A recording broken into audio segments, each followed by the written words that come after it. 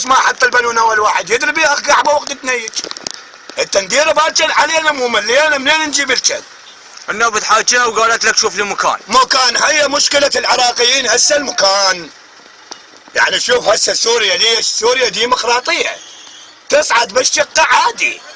هنا تصعد يا يابا رقمك، عندك مكان، منين اجيب لك مكان؟ حطك بالخانه الاخيره واللوريات يدق لي هورين، فهميني؟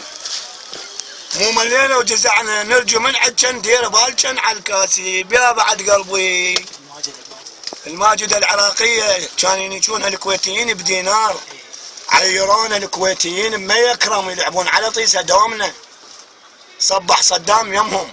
ماجد العراقي شو جاكن انت؟ ما تقول لي شو جاكن؟ يعني شنو انشلبتن. لو الصين دبت لنا قنبله يمكن ما نيت. لو كوريا هسه يقولون يابا الصين جايبين هاي حتى البكاره.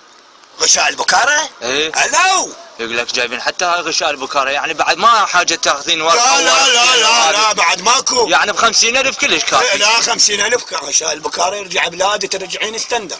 يعني بعد ماكو خوف هذه. ماكو خوف. يابا ابو حيه مشكورين ورحمه الله والديك بخدمة الطيبين واخذنا من وقتك واحنا نعرف وقتك ثمين. وقتي ثمين شنو قابل انا؟ طارق عزيزاني وقتي ثمين. رجال قاعد بالجراج ابو حيه من الصبح لسه 5000 بجيبي تريقت وما عندي.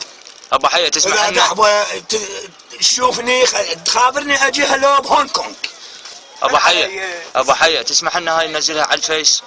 نزلها مو على الفيس، وديها لوس انجلوس. شنو؟ واحنا اهم شيء نريدك ما تزعل. لا ما ازعل. ايه يعني احنا ما نريدها بس بالتليفون. لا ما احنا نريد ننزلها، نريد البلد يريد ديمقراطيه. قالوا هذا البلد العراق، قالوا راح صدام راح يصير بلد ديمقراطي. صح، شفنا شيء ما شايفينه، وشفنا فلوس وشفنا ستلايت وشفنا سبليت. كان ارقى بيت عنده صوبه مال علاء الدين. ايه هسه كله سبالت حار وبارد. هسه النوب جايين الحمام